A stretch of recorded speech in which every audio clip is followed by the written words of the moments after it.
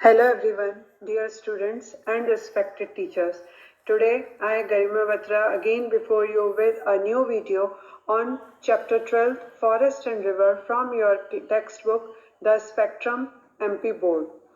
इसके फौरन बाद मैं आपके लिए इसी चैप्टर के इम्पोर्टेंट क्वेश्चन आंसर्स का एक वीडियो लेकर आऊंगी. So to get all the videos on time, do subscribe the channel. और अब देखते हैं अबाउट द पोयम के बारे में. The grass on the other side of the hedge looks greener. Hedge का अर्थ होता है दूसरा किनारा. तो हमेशा जो दूसरे किनारे की घास होती है वो ज्यादा हरी दिखती है, या इसे हम हिंदी में बोलते हैं दूर के ढोल सुहावने. The forest envies the freedom of movement that the river enjoys and regrets its own destiny of remaining chained to one place. जो जंगल है वो envies यानी ईर्ष्या करता है the freedom of movement, आवागमन की स्वतंत्रता या एक जगह से दूसरे जगह पर जाने की जो स्वतंत्रता है. किसकी? That the river enjoys, नदी की. And regrets its own destiny, और अपनी खुद की डेस्टिनी यानी किस्मत पर पछताता है. Of remaining change to one place, कि वह एक ही स्थान पर बंधा रह जाता है. The river on the other hand, जबकि दूसरी तरफ नदी, anyways the majestic seclusion that the forest enjoys, जो जंगल की शानदार एकांतवास है उसका आनंद उठाती है, उससे ईर्ष्या करती है.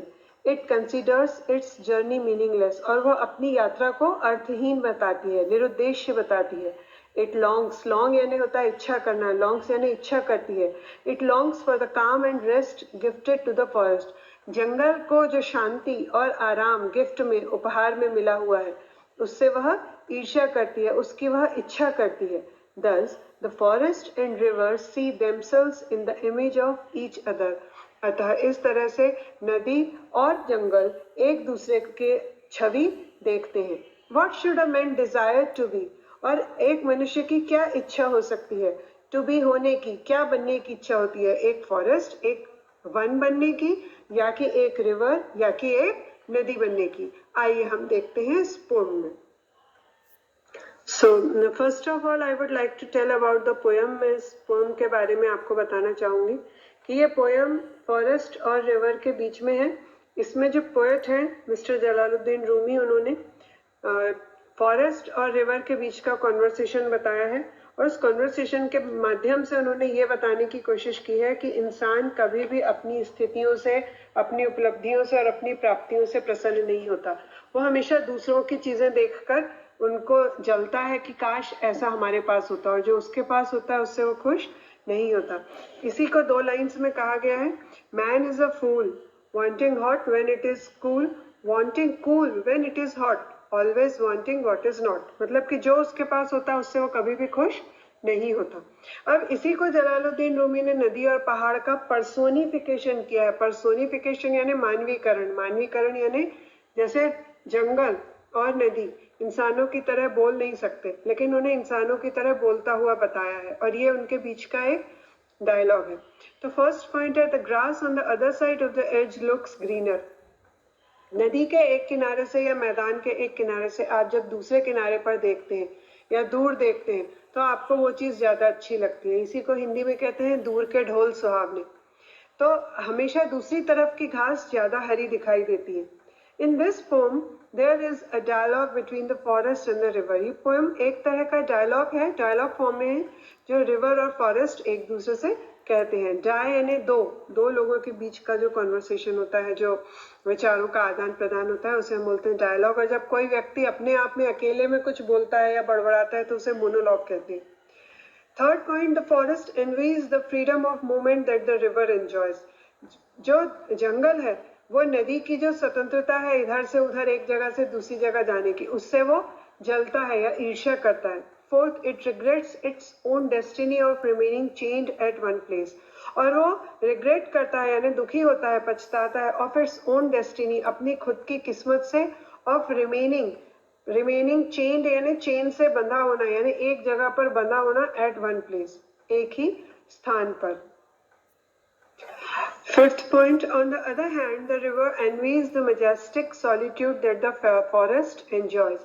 और जबकि दूसरी तरफ नदी envies, ईर्ष्या करती है, the majestic solitude, जो शानदार, बहुत ही बढ़िया सॉलिट्यूड यानी अकेलापन, seclusion, that the forest enjoys, जो पहाड़ जो वन है वो जिस अकेलेपन को और जिस शाही अकेलेपन को एंजॉय करता है उससे नदी को ईर्ष्या होती है। 6. Thus, the forest and the river see themselves in the image of each other. तो इस तरीके से जो जंगल है और जो नदी है वो अपने आप को एक दूसरे के रूप में देखना चाहते हैं। What should a man desire to be? और इन सब परिस्थितियों में एक व्यक्ति को डिजायर यानी इच्छा किस चीज की होनी चाहिए, क्या बनने की? टू बी यानी होना, बनना। अ फॉरेस्ट एक पहाड़, एक जंगल, और अ रिवर या कि एक नदी। Now let us see the glossary of this poem. First is roaring. Roar यानी होता है दहाड़ना, making a loud noise, तेज आवाज निकालना। जो लायन होता है वो रोअर करता है, दहाड़ता है। Second is rushing. Rushing यानी running fast, तेजी से जाना। Third is domain. Domain यानी area of influence, प्रभाव का क्षेत्र या प्रभावशीलता का क्षेत्र। Fourth is passionate. Passionate means excited, उत्साहित। Next is vigorous. Vigorous यानी strong या energetic, ऊर्जावान, ऊर्जा से भरपूर। अगला है spirit यानी soul, आत्मा। Turquoise, blue, precious stone, जिसे कि हम नीलम भी बोल सकते हैं, एक नीले रंग का कीमती stone. Next is eternal. Eternal यानी एवरलास्टिंग यानी शाश्वत। Next one is captive. Captive यानी प्रिजनर मतलब कि कैदी।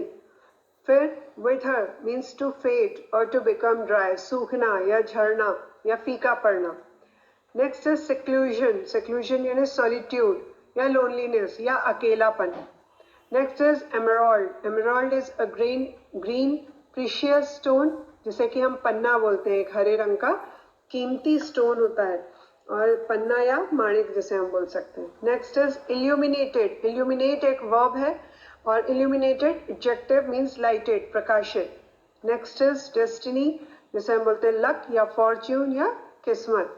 Last is bewilderment, a state of confusion, मतलब इसे हम बोल सकते हैं कि कंफ्यूज रहना, एक आपके कंफ्यूज रहने की स्थिति, भ्रमित स्थिति।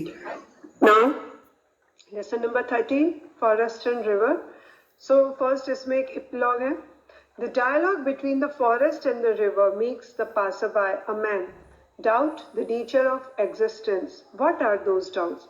The dialogue between the forest and river, जो फॉरेस्ट वन है और नदी के बीच का जो डायलॉग है, makes the passer by a man doubt the nature of existence. उससे एक पासर बाय यानी जो राहगीर है, गुजरने वाला है उस नदी के पास से, उसको डाउट होता है, शक होता है, द नेचर ऑफ एग्जिस्टेंस, जो प्रकृति है उसके अस्तित्व के ऊपर संदेह होने लगता है। What are those doubts? वो संदेह कौन से हैं? आइए हम पोयम में देखते हैं।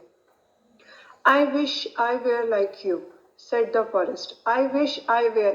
ये जो I were एक्सप्रेशन है, हमें हमेशा पता है कि I के साथ पास्ट टेंस में was यूज होता है, परंतु ये I were एक रेयर यूसेज है जो कि ये बताता है कि जब हम किसी ऐसी स्थिति की कल्पना करते हैं जो कि सत्य नहीं है, मगर हम उसका इमेजिनेशन करते हैं, हम उसके विश करते हैं।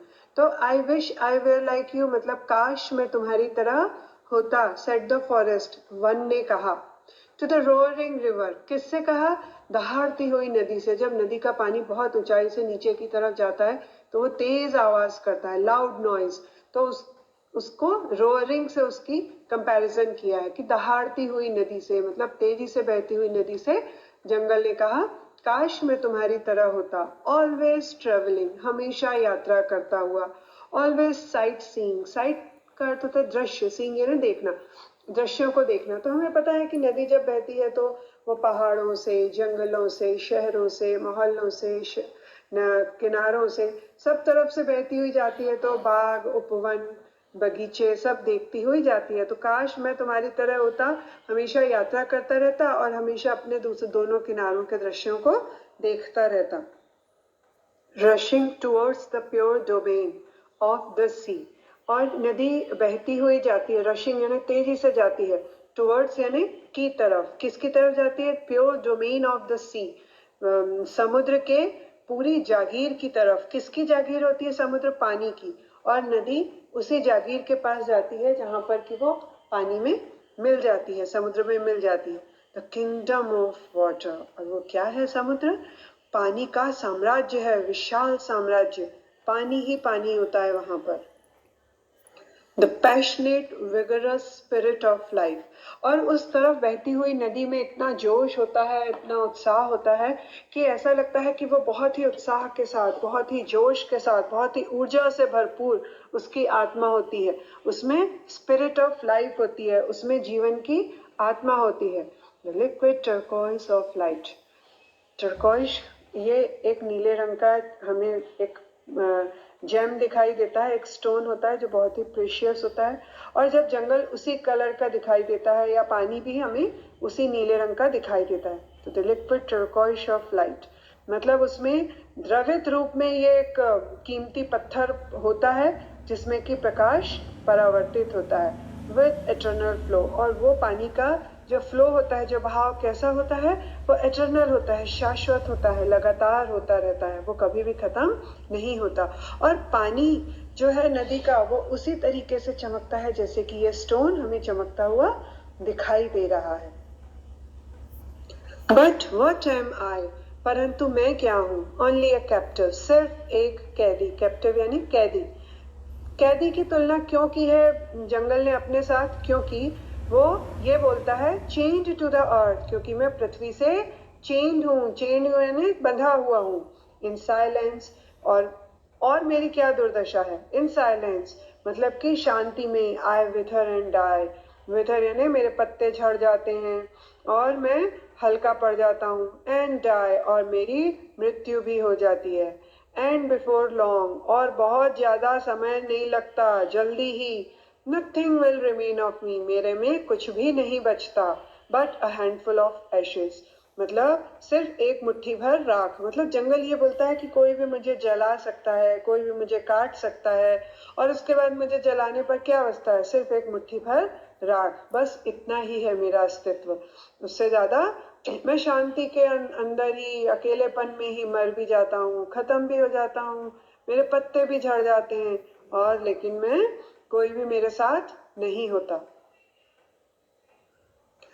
और अब नदी अपने अपने विचार प्रकट करती है। ओ फॉरेस्ट, हे जंगल, हाफ अस्लीप आधे सोए हुए, हाफ अवेक आधे जागे हुए। स्लीप यानी सोना, अस्लीप यानी सोया हुआ, वेक यानी वेकअप यानी जागना, अवेक यानी जागा हुआ। मतलब आधे सोए आधे जागे हो, अलसा नींदे से हो। क्राइड द रिवर, नदी ने दर्द भरे स्वर में कहा। I wish I were you, मैं चाहती हूँ काश मैं तुम्हारी। तो क्या होता? इंजॉइंग अ seclusion, seclusion यानी अकेलापन। मैं एक अकेलेपन का आनंद उठाती। ऑफ लिविंग एमराल्ड, एमराल्ड यानी होता है एक हरे रंग का कीमती पत्थर। मैं उस माणिक जिसे हम बोलते हैं या पन्ना बोलते हैं, तो मैं उस पन्ने की तरह होती, क्योंकि जंगल हमें पता है हरे रंग का होता है, और जब उसके अंदर सूर्य का प्रकाश आता है तो वो जगमगाने लगता है, ऐसा लगता है जैसे हरे रंग का पन्ना हो। And illuminated by moonlit nights, और मैं जगमगाता। नदी क्या बोलती है? मैं अगर जंगल होती तो मैं भी जगमगाती बाय मूनलिट नाइट्स। मूनलिट यानी चांद की रोशनी से प्रकाशित, नाइट्स यानी रातों में।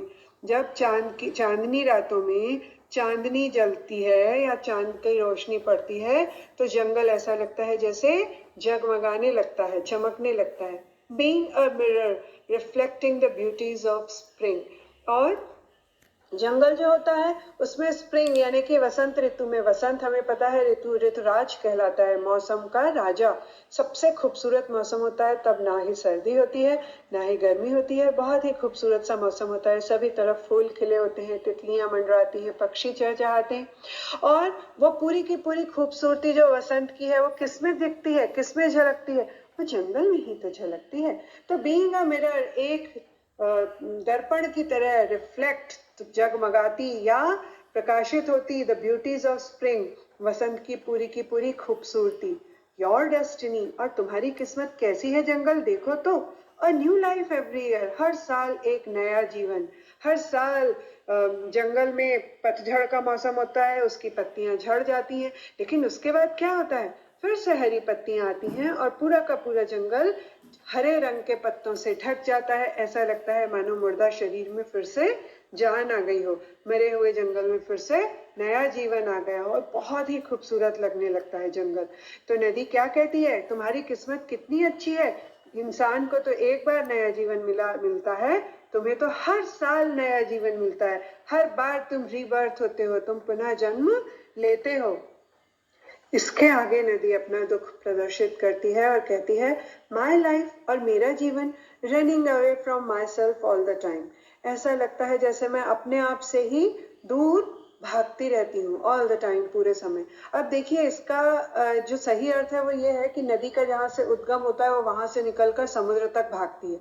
तो उद्गम यानी जहां से वो पैदा हुई है, तो अपने आप से दूर भागती रहती है वो पूरे समय। रनिंग रनिंग रनिंग, दौड़ती रहती हूँ दौड़ती रहती हूँ दौड़ती रहती हूँ। इन बेविल्डरमेंट, बेविल्डरमेंट का मतलब हैरान सी, भौचक्की सी, किम कर्तव्य विमूढ़ सी, बेसुध सी, हमेशा कंफ्यूज सी भागती रहती हूँ। देखिए जब कोई बहुत तेजी से चलता है या बहुत तेजी से भागता है तो वो उतनी तेजी से सोच नहीं पाता। तो इसलिए हम बोलते हैं कि जब कोई तेजी से भागता है या नदी तेजी से जाती है तो ऐसा लगता है जैसे वो उसे कुछ समझ ही नहीं आता कि मुझे क्या करना है, वो बस चलती जाती है चलती जाती है दौड़ती जाती है। और फिर आगे वो बोलती है, and what is my gain, और मुझे क्या प्राप्त होता है। गेन यानी होता है प्राप्ति, मुझे क्या प्राप्त होता है इस भाग दौड़ के बदले में। Of all this meaningless journey, meaningless यानी अर्थहीन, बिना अर्थ के, जर्नी यानी यात्रा के, इस इतना मैं दौड़ती हूँ लेकिन बदले में मुझे क्या मिलता है, मेरी यात्रा अर्थहीन होती है, मुझे कुछ भी प्राप्त नहीं होता। Ah, never having a moment of calm and rest, एक क्षण भी तो मुझे काम शांति का और रेस्ट यानी आराम का एक भी क्षण मुझे नहीं मिलता, मुझे हमेशा सिर्फ भागते रहना पड़ता है, सिर्फ काम करते रहना पड़ता है। और अब जलालुद्दीन रूमी जी ने एक पासर बाय, एक राहगीर के माध्यम से अपनी विचार प्रकट किए हैं।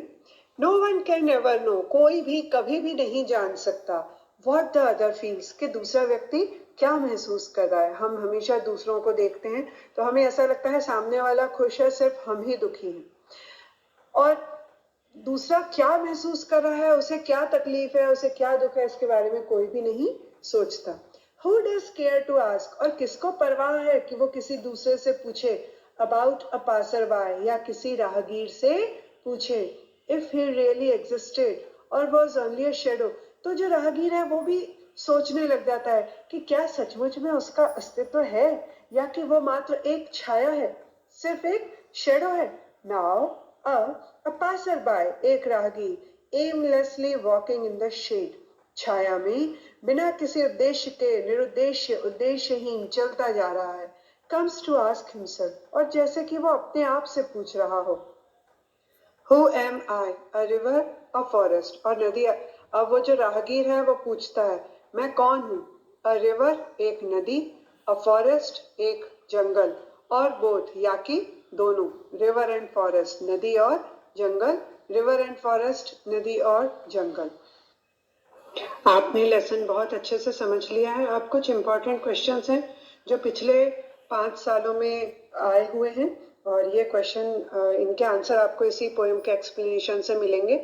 आपको इन क्वेश्चंस के आंसर इस वीडियो के कमेंट बॉक्स में लिखने हैं।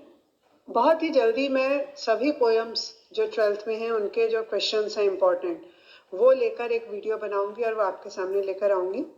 तो पहला क्वेश्चन है, why does the forest envy the river, जो जंगल है उसको नदी से क्यों ईर्ष्या होती है। तो इसमें आपको ये बताना है कि नदी को क्या क्या, जंगल की क्या क्या बातें हैं कि उसे क्या लगता है कि नदी के पास क्या अच्छा है और उसके पास नहीं है। Second, what is the kingdom of water, पानी का साम्राज्य क्या है, वो आपने पढ़ा है, सेकेंड स्टेंजा में है। Third question is, why does the river consider it's journey meaningless, नदी जो है वो अपनी यात्रा को अर्थहीन क्यों बताती है। And fourth question is, what's the kingdom of water. ये ऑलरेडी हो चुका है। तो इन इंपॉर्टेंट क्वेश्चंस के आंसर आपको नीचे कमेंट बॉक्स में लिखने हैं। So here the video ends and I would like to thank everybody for watching this video. If you like this video, please like, share and subscribe it.